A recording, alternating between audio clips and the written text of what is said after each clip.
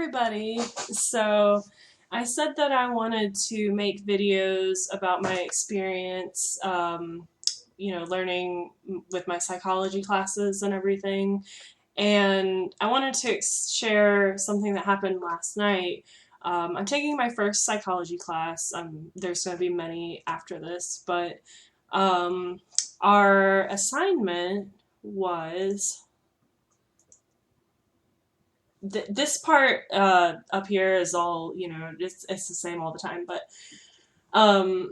basically we needed to look up the CDC developmental milestones and talk about why understanding a child's development milestones is so important, especially communication, social, and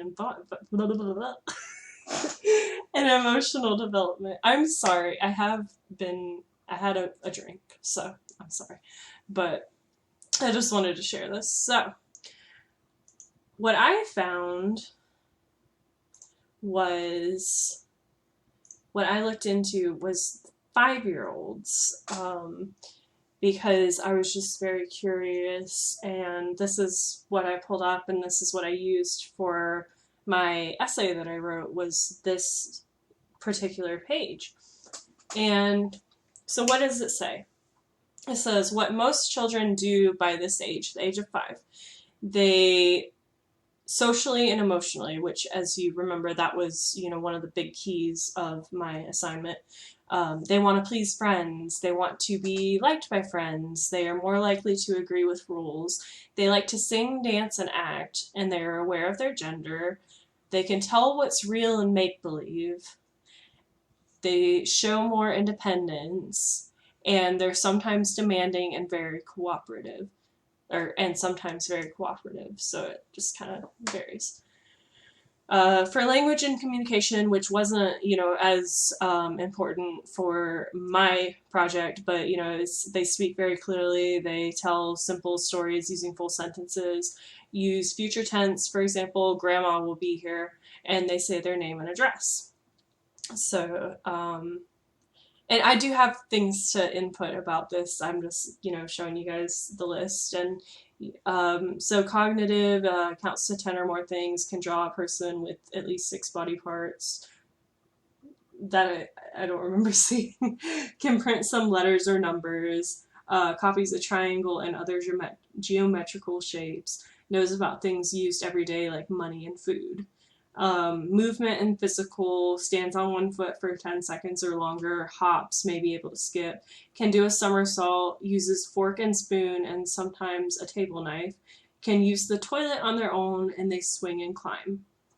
So I'm going to stop right there for a minute, because what I decided to do for my paper is, since I have bipolar and a bunch of other just deep-rooted issues that, might not even be able to be diagnosed or anything, I wanted to see if these, fundamental things that 5-year-olds should, be able to do at this age, I wanted to see if I did all these things when I was 5. Now, I do not remember being 5, but I remember, what my parents told me and everything.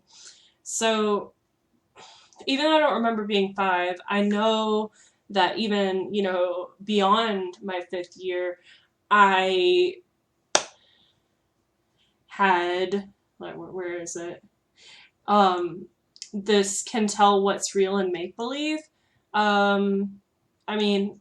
I've been diagnosed with psychosis now, so we know that problem never completely went away. So I found that interesting that, I guess that was a box that I didn't quite check. Which, and,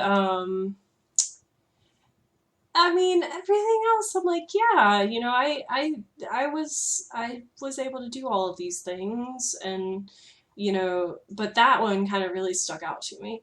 And then it said right here, which was what really interested me, was to act early by talking to your child by talking to your doctor if your child doesn't show a wide range of emotions, shows extreme behavior, unusually fearful, aggressive, sad, or shy.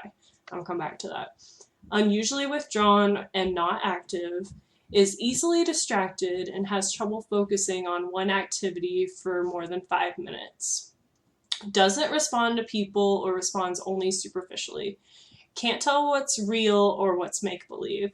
Doesn't play a variety of games and activities. Can't give first and last name. Doesn't use plurals or past tense properly. Doesn't talk about daily activities or experiences. Doesn't draw pictures. Can't brush teeth, wash and dry hands, or get undressed without help, and loses skills once they have had them. Like, they lose their skills. So I don't, I don't fall under all of these, but I do fall under some of these. And what I called these in my paper are like red flags, because, you want to talk to your doctor if you notice. And I'm sorry, mom and dad, like, you guys probably didn't have this when I was growing up, or you probably would have taken me to a doctor, but the emotion thing, I'm kind of like, whatever. I'm kind of, because I was a crybaby, but I also remember like faking crying a lot. So I don't, like, this part, I'm not 100% sure about, but the extreme behavior, yes. Yes, yes, yes. I was so extreme. My parents were like, everything is black and white for you. Why does everything have to be extreme? It'd be like, I got in trouble for something and they're like, okay, well, you can't go ride your bike tonight. And I'd be like, you mean I can never ride my bike again? And it was just always that kind of thing. And I do personally remember some of that. I don't think my parents are lying to me about anything. Like, my parents, they're good. I trust them. I was definitely like that. Unusually withdrawn and not active. So 5 years old, I think I was probably more outgoing when I was 5 years old than when I got later on in life.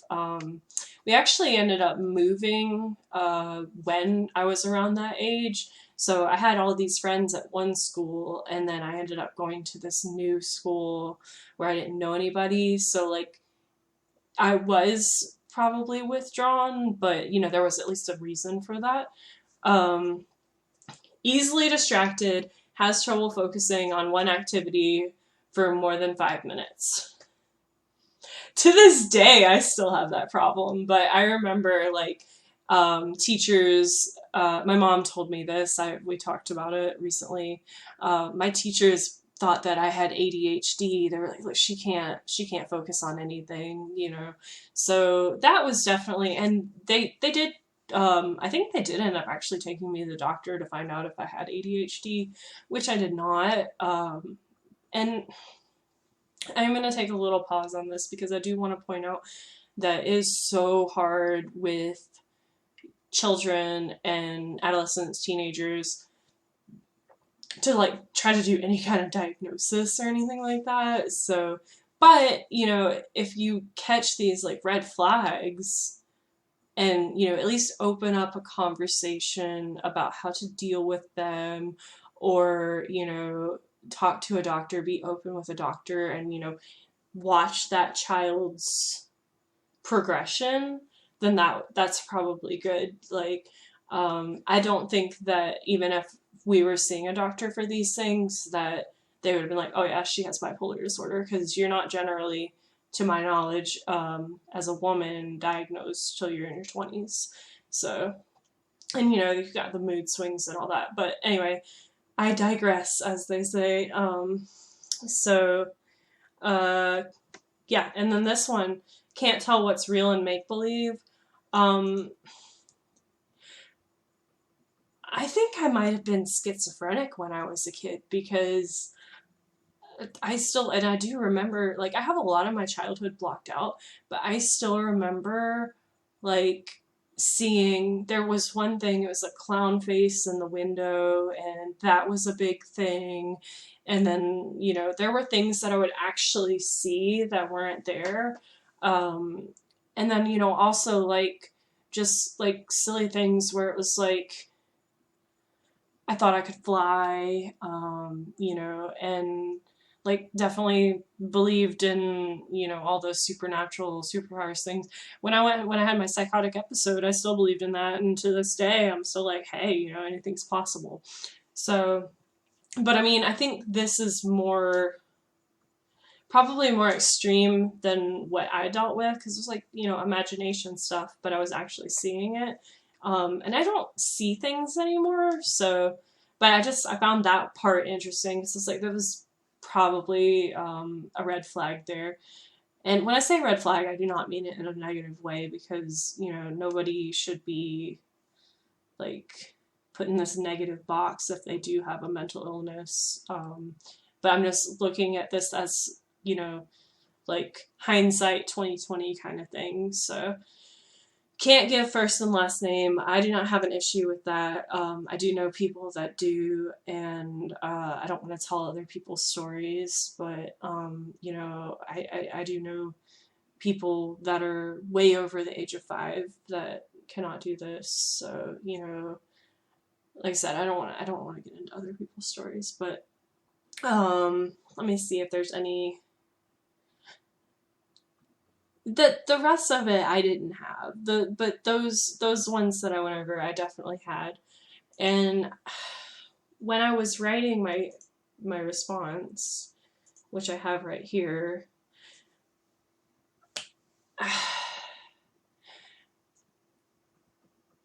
I got a little mad. I don't know that I really want to sit here and read the whole thing out loud to you, and no, I'm not like this great writer or anything. This was just like a little thing, but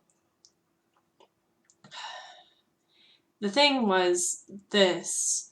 If these had been identified and discussed with a doctor, I may not have had to wait till I was 23 to know that I had bipolar disorder. And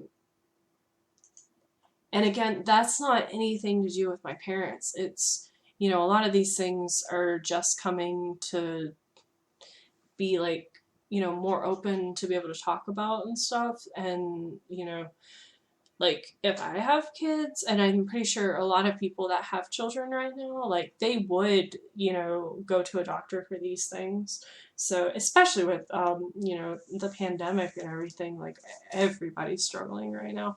So, but I got like so triggered. I was like, oh my God, like if we had only, known and picked up on this, then, maybe my life wouldn't have sucked so bad. And I ended up like just kind of blowing up on my poor boyfriend, like, because I was so upset about it and triggered, which people use that word in like an offensive term or, to be funny, but it is actually a thing, and, it's like a legitimate trigger.